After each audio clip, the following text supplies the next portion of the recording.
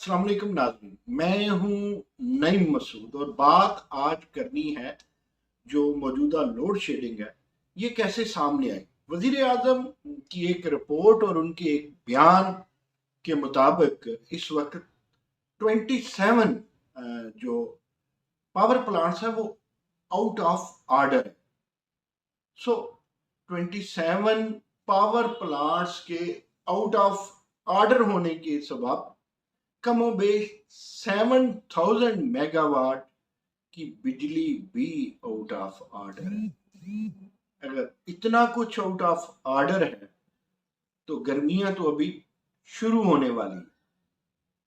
अभी ये आलम है, अगर इनकी रिपेयरिंग ना हुई, फिर देखने में ये भी आया है और ये बात भी माहिरीन की, अब इसे कोई ये कहे कि पुरानी हुकूमत पे इल्जामात है, हो भी सकते हैं, लेकिन कुछ बातें ऐसी होती हैं जो दिल को लगती हैं, समझ आती है कि हाँ there is something wrong in the bottom, और ये कुछ ऐसी ही बात है।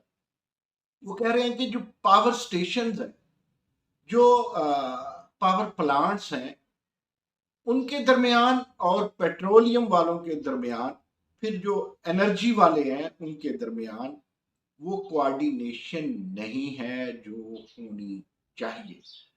हमेशा से सुनते आए हैं बिजली हमारे पास है, बिजली की तरसील नहीं है, तरसील में प्रॉब्लम है।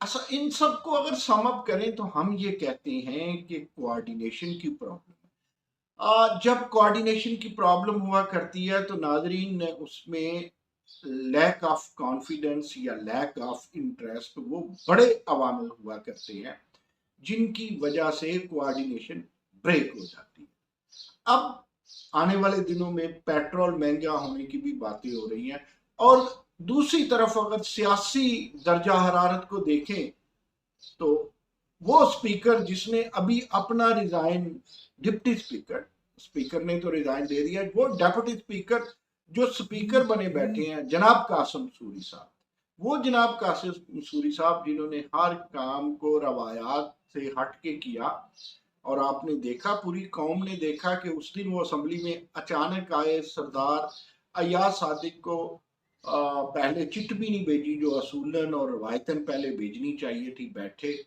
और जो इजलास है कौमी असम्बली का उसको उस दिन के लिए ख़त्म कर दिया और नई डेट दे दी, और सुने अब वो डेट बढ़ा भी रहे हैं।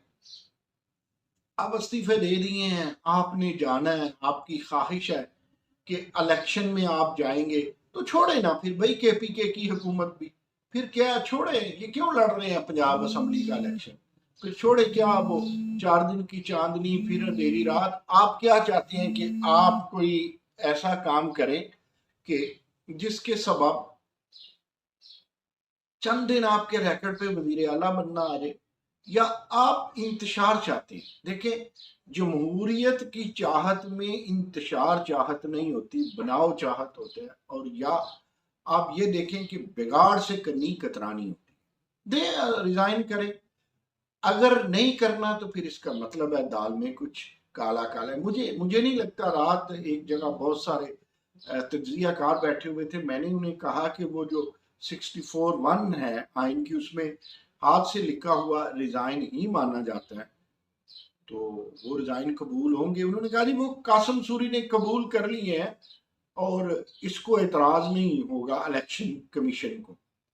मैंने कहा आइन तो आइन होता है भाई, नईम मसूद हो या इलेक्शन कमिश्नर हो या कोई भी हो, तो ये क्या होगा। दूसरी तरफ नाजरीन, खत को उठा करके खते अफलास के नीचे रहने वाले बासियों को माजी में भी भूला जाता रहा, अब भी भूला जाता है। क्या होगा, ऊंट किस करवट बैठेगा, इलेक्शन जल्दी होंगे या नहीं होंगे, कैबिनेट का ऐलान क्यों नहीं हो रहा। एमक्यूएम कहती है मैंने वजारतें नहीं लेनी, पीपल्स पार्टी कहती है मैंने वजारतें नहीं लेनी, लेकिन बड़ी बड़ी चीजें तो मांगेंगे। सियासत तो है ही हसूल के लिए, अब इतना दरवेश कौन है कि वो सियासत भी करे और कहे मैंने लेना भी कुछ नहीं। सियासत सियासत है, कोई सूफीज़म नहीं है। लेकिन इन सब चीजों में हमने बात शुरू की थी एनर्जी क्राइसिस में। मैं इतना जानता हूं कि नीलम झेलम प्रोजेक्ट आते ही जब लोड शेडिंग थी 2008 से 2013 का टेन्योर खत्म हुआ तो लोड शेडिंग बहुत ज्यादा थी, वो बिजली के बिल कम थे पीपल्स पार्टी की हुकूमत में। और दहशत गर्दी और लोड शेडिंग को बहरहाल ये क्रेडिट पे है पाकिस्तान मुस्लिम लीग नून के उन्होंने ख़त्म किया। नीलम झेलम प्रोजेक्ट पे मैं इनकी एक पार्लिमानी स्टैंडिंग कमेटी जिसे कहते हैं गालबन, उनके साथ गया। कोई कमोबेश 10 एमएनए थे उसमें, एमक्यूएम का एक एमएनए था और इसी तरह साहबजादा इफ्तिखार उस वक्त मुशर्रफ अली के एक ही एमएनए थे, वो थे। चौधरी जाफर इकबाल हमारे दोस्त गुजरात से, वो थे उसमें। शाजिया, मोहतरमा शाजिया साहबा गुजरांवाला से एमएनए थी, वो लोग थे। खान अब्दुल मजीद खानान थे, वो इसमें शामिल थे। तो इसी तरह एक दो और लोग थे। कोई चेयरमैन इसके मुझे याद पड़ता है कि अब्दुल मजीद खानान खेल थे मक्कर से। तो उसमें मैंने देखा कि पूरा पीछे प्रेशर होता था उस वक्त के जो इस्लाहात और तरक्यात के वजीर थे जनाब एहसन इकबाल साहब, कि बिजली के मामलात को पूरा करना है।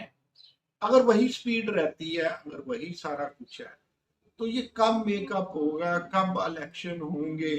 वो खत जो अमेरिका से आया है, वो हम खत को लेंगे या कौम चलेगी, या वही हमारे सियासतदान पुरानी डगर पे चलेंगे कि ये 5 या 10 साल का सोचते हैं, सदी का नहीं सोचते, जिसमें हर बड़े लीडर को निस्फ सदी तो मेहनत करना पड़ती है। ये 20-22 साल तो कुछ भी नहीं होते। बहरहाल जमहूरियत होगी तो सब कुछ होगा, वरना दमादम मस्त कलंदर से आप कब तक फॉरेन फंडिंग से बचेंगे, कब तक अमेरिका में खुलने वाले केसेस से बचेंगे। इसलिए आपने पहले ही कह दिया कि या तो आधी से ज्यादा आबादी गद्दार है, या आपने कह दिया कि अमेरिका हमारा दुश्मन है।